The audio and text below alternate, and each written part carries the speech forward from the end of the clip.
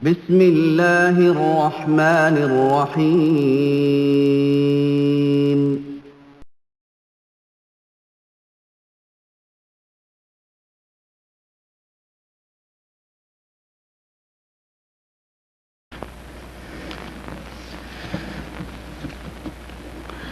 السلام علیکم ورحمۃ اللہ وبرکاتہ۔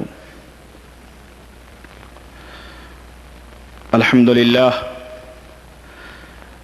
نحمده ونستعینه ونستغفره ونؤمن به ونتوکل علیہ ونعوذ باللہ من شرور انفسنا ومن سیئات اعمالنا من يهده الله فلا مضل له ومن يضلل فلا هادي له ونشهد ان لا اله الا الله ونشهد ان محمدا عبده ورسوله اما بعد فان خير الحديث كتاب الله وخير الهدي هدي محمد صلى الله عليه وسلم وشر الأمور محدثاتها وكل محدثة بدعة وكل بدعة ضلالة وكل ضلالة في النار. قال الله تبارك وتعالى في كلامه المجيد: أعوذ بالله السميع العليم من الشيطان الرجيم. بسم الله الرحمن الرحيم. إن أريد إلا الإصلاح ما استطعت وما توفيقي إلا بالله عليه توكلت وإليه أنيب. اللهم صل على محمد وعلى آل محمد كما صليت على إبراهيم وعلى آل إبراهيم إنك حميد مجيد. اللهم بارك على محمد وعلى آل محمد كما باركت على إبراهيم وعلى آل إبراهيم إنك حميد مجيد. تمام قسم کی حمد و ثنا اس اللہ وحدہ لا شریک کے لیے لائق و زیبہ ہے جس نے ہمیں اور آپ کو پیدا فرمایا۔ درود و سلام اس ذات مبارکہ مقدسہ پر جو ساری کائنات کے لیے رشد و ہدایت بن کر کے تشریف لائے۔ برادران گرامی قدر، نوجوان ساتھیوں، دوستوں اور بھائیوں، اللہ وحدہ لا شریک کا یہ فضل اور اس کا احسان ہے کہ اس نے مجھ بندے ناچیز کو یہ توفیق عطا فرمائی کہ آپ کے سامنے اسلام کی حقیقی باتیں قرآن و سنت کی روشنی میں پیش کر سکوں۔ اسی طرح سے وہ باطل پرست جو اسلام کا لبادہ اوڑھ کر اسلام کو بدنام کر رہے ہیں اور وہ تعلیم جو نبی رحمت صلی اللہ علیہ وسلم نے ہمیں دی ہے، اس تعلیم کی شکل و صورت کو مسخ کر کے امت کے سامنے پیش کر رہے ہیں، انہیں میں کھول کھول کر کے آپ حضرات کے سامنے بیان کروں۔ قرآن کریم کی جو آیت میں نے پڑھی ہے، اس آیت کا مفہوم اور اس کا معنی اور مطلب بھی یہی ہے کہ میرا مقصد ان تمام باتوں سے کسی کی تنقید نہیں ہے اور نہ ہی کسی کی تنقیص اور اس کی بے عزتی اور نہ ہی اس کی کوئی توہین ہمارے پیش نظر ہے۔ ان اريد الا الاصلاح، میرا مقصد صرف اصلاح کرنا ہے، اصلاح کی دعوت دینی ہے۔ جتنی طاقت ہے اتنی طاقت بھر میں اس دعوت کو آپ کے سامنے، پوری دنیا کے سامنے پیش کرتا رہوں گا، اور یہ صرف اللہ وحدہ لا شریک کی توفیق ہی سے، اسی کی توفیق اور اسی کے فضل و کرم سے میں یہ کر رہا ہوں، اور اسی کے اوپر میں بھروسہ کرتا ہوں اور اسی کی طرف مجھے پلٹ کر کے جانا ہے۔ گزشتہ پروگرام کے حوالے سے جیسا کہ میں نے بتلایا تھا کہ صوفیوں کا عقیدہ کیا ہے، عقیدہ صوفیہ کے متعلق کچھ باتیں ہوں گی۔ چنانچہ گزشتہ سے پیوستہ محاضرے میں، لیکچر میں نے آپ کے سامنے کچھ حقیقتیں رکھی تھیں، اور میں نے بتایا تھا کہ میں سب سے پہلے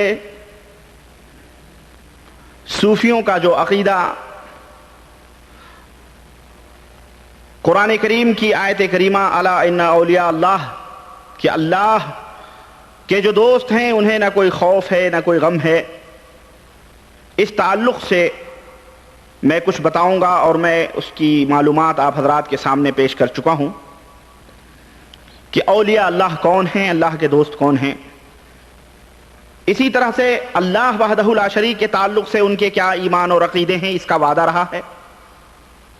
نبی کریم جناب محمد رسول اللہ صلی اللہ علیہ وسلم کے تعلق سے کچھ باتیں تھیں، اس کا بھی وعدہ رہا۔ میں نے درمیان میں کچھ ایسی باتیں کی اور اس بنا پر، اور میں نے آپ کو بتلایا بھی کہ پچھلے زمانے کے جو صوفیہ تھے ان صوفیوں کے متعلق تو میں بعد میں بات کروں گا، لیکن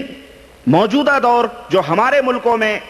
اولیاء اللہ کے نام سے جنہیں لوگ جانتے اور سمجھتے ہیں اور جن کے قبروں کے اوپر گنبدیں اور قبے بنا کر کے ان کی عبادت اور پرستش کرتے ہیں،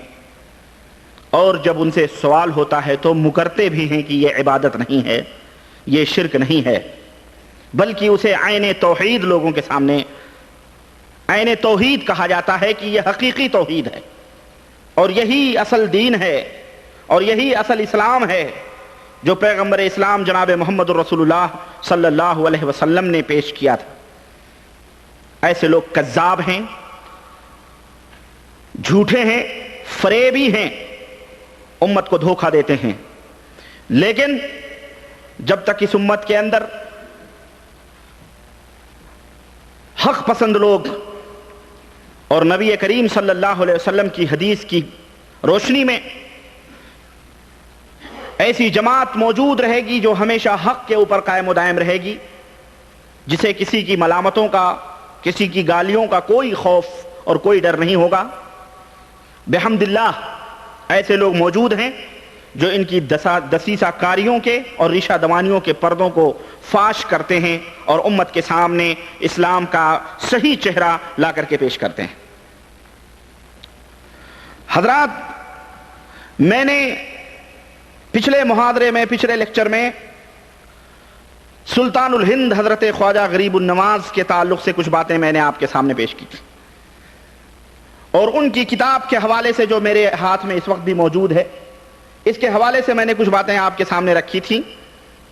اور میں نے یہ بھی دعویٰ کیا تھا کہ یہ انہی کے نام کی چھپی ہوئی کتاب ہے اور انہی کے ماننے والوں نے چھاپی ہے، اپنے پریس سے چھاپی ہے، اور عقیدت و محبت سے ان کے ماننے والوں کے حلقوں میں یہ کتاب پڑھی بھی جاتی ہے، اور بلکہ اسے ایک مرجع اور مصدر کی حیثیت حاصل ہے۔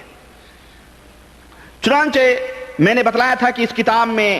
ایسی ایسی باتیں ہیں کہ اللہ کی پناہ، اور میں نے آپ حضرات کے سامنے ان کی باتیں پیش بھی کی تھی۔ آج میں اس کتاب سے کوئی تعارض نہیں کروں گا، بلکہ میرے سامنے ایک اور کتاب ہے جو حضرت خواجہ سید محمد گیسو دراز کی ہے، جو انہی کے قسم سے خواجہ وہ بھی ہیں، خواجہ یہ بھی ہیں، بھائی بھائی ہیں سمجھیے، اور یہ ہندوستان کے اندر گلبرگہ شریف جسے کہا جاتا ہے، وہاں ان کی بہت بڑی خانقاہ اور ان کا بہت بڑا دربار ہے، جہاں سے بر صغیر، ہند و پاک، بنگلہ دیش اور نہ جانے کہاں کہاں سے لوگ اس کی زیارت کے لیے آتے ہیں۔ آئیے میں آج اس تعلق سے کچھ باتیں آپ کے سامنے کروں گا، کچھ غوث و قطب اور ابدال کے تعلق سے کچھ باتیں ہوں گی، اور پھر اخیر میں چل کے پرانے زمانے کے جو صوفیاء ہیں ان کے ایمان اور عقیدے کے تعلق سے کچھ باتیں میں کرنا چاہتا ہوں۔ اللہ وحدہ لا شریک نے اگر وقت دیا تو میں انشاءاللہ تعالی آج ہی اپنی بات کو میں صوفیاء کے تعلق سے ختم کرنا چاہتا ہوں۔ اللہ وحدہ لا شریک سے دعا ہے کہ اللہ تبارک و تعالی ہمیں اور آپ کو نیک عمل کرنے کی توفیق عطا فرمائے، آمین۔ آپ حضرات کو یہ معلوم ہے اور اچھی طرح سے اور بخوبی اس بات کا علم ہے، اور میں اتنی معلومات آپ کو دے چکا ہوں کہ اس کی روشنی میں آپ خود فیصلہ کر سکتے ہیں کہ اس حقیقت سے آپ انکار نہیں کر سکتے کہ پرانے زمانے ہی سے لے کر کے اور آج تک صوفیوں کی یہ کوشش رہی ہے کہ لوگوں کی توجہ اللہ وحدہ لا شریک کی طرف سے ہٹا کر اللہ کے نازل کردہ احکام اور نازل کردہ شریعت سے ہٹا کر ان کے خود بنائے ہوئے وظیفے، ان کے خود بنائے ہوئے طریقے، ان کے خود بنائے ہوئے مذہب اور دھرم کے اوپر لوگ عمل کریں، اللہ وحدہ لا شریک کی طرف سے ہٹا کر اپنی طرف مبذول کرتے ہیں، اور یہ کوشش ہوتی ہے کہ ان کی پیروی کی جائے۔ چنانچہ نہایت ہی شدت اور سختی کے ساتھ عوام الناس کے اندر چند باتیں پھیلائی جاتی ہیں۔ ان میں سے ایک بات تو یہ ہے کہ بڑے بڑے مجددین ملت نے، بڑے بڑے اپنے آپ کو امام اہل سنت کہلانے والوں نے اپنی کتابوں کے اندر، اور کھلی بات ہے ہندوستان بریلی کے اندر پیدا ہوئے ایک احمد رضا خان صاحب، انہوں نے اپنی کتاب میں یہ بات لکھی ہے، یہ بڑے شد و مت کے ساتھ لوگوں کے اندر بیچارے بھولے بھالے عوام کو فریب دینے کے لیے، دھوکہ دینے کے لیے، ان کی جیبیں خالی کرانے کے لیے یہ بات پھیلائی جاتی ہے کہ دیکھو جس کا کوئی پیر نہیں اس کا پیر شیطان ہوتا ہے، جس کا کوئی پیر نہیں اس کا پیر شیطان ہوتا ہے، جس کا کوئی امام نہیں اس کا امام ابلیس ہوتا ہے۔ اسی طرح سے یہ بات بھی بتلائی جاتی ہے کہ جنت پانے کی ضمانت یہ ہے کہ تم کسی صوفی کے دامن سے وابستہ ہو جاؤ۔ اور آپ کو میں بتا چکا ہوں کہ یہ صوفی جو ہے نا، صوفی جو اپنے آپ کو صوفی کہتے ہیں،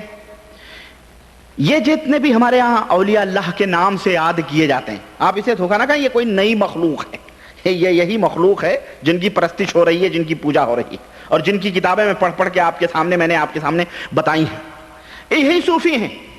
چنانچہ میں نے یہ بھی آپ کے سامنے بتایا تھا کہ ولی اللہ یعنی اللہ کا ولی کوئی باہر سے نہیں ہو سکتا ہے، بلکہ اللہ کا ولی وہی ہوگا جو ان صوفیوں کے بارے میں حسن ظن رکھتا ہو، ان صوفیوں کی تعلیمات کے اوپر عمل کرتا ہو، ان صوفیوں کے دامن سے وابستہ ہو، ان صوفیوں کے سلسلوں میں جکڑا ہوا ہو۔ یہ سلسلہ قادریہ ہے، یہ سلسلہ چشتیہ ہے، یہ سلسلہ نقشبندیہ ہے، یہ سلسلہ سہروردیہ ہے، یہ سلسلہ احمدیہ ہے، یہ سلسلہ رفاعیہ ہے، یہ سلسلہ بدویہ ہے، یہ سلسلہ فلانیہ ہے، یہ سلسلہ تیجانیہ ہے، یہ سلسلہ رفاعیہ ہے۔ غرض جتنے بھی سلسلے، سینکڑوں سلسلے ہیں، اور ہر سلسلے کے اندر الگ الگ کچھ خصوصیات ہیں۔ یہ نہ سمجھیں کہ یہ جتنے بھی سلسلہ سمجھتے نا، یعنی مختلف راستے، مختلف مشائخ کے مختلف طریقے ہیں، تو ہر طریقوں میں فرق ہے تھوڑا تھوڑا۔ چنانچہ قادریہ سلسلے میں ڈھولک بجانا، دف بجانا، بانسری بجانا، مزامیر بجانا، قوالی سننا سلسلہ قادریہ میں ممنوع ہے، لیکن یہی چیز سلسلہ چشتیہ میں جائز ہے۔ چنانچہ خواجہ غریب نواز کے درگاہ پہ آج بھی قوالیاں ہو رہی ہیں، آج بھی بھنگڑے ڈالے جاتے ہیں، آج بھی جتنے بھی چشتیہ سلسلے سے ان کے ہاں جائز ہے۔ تو ان کی یہ شریعت ہے کہ کہیں اسی کو حرام کہتے ہیں اور کہیں اسی کو حلال کہتے ہیں۔ چنانچہ آپ کو معلوم ہوگا، ایک صاحب ہم سے کہنے لگے کہ اور ایک کرامت بتانے لگے، کہنے لگے کہ حضرت خواجہ غریب النواز جو تھے،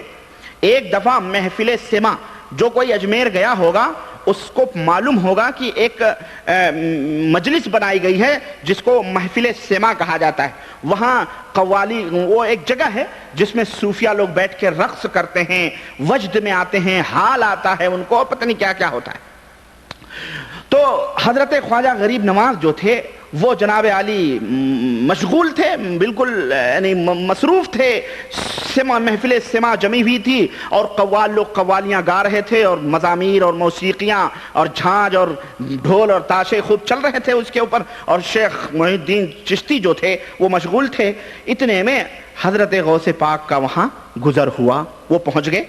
شیخ عبد القادر جیلانی۔ اب چونکہ یہ قادری ہیں، قادر عبد القادر، اسی سے ان سے سلسلہ نکلا ہے قادری،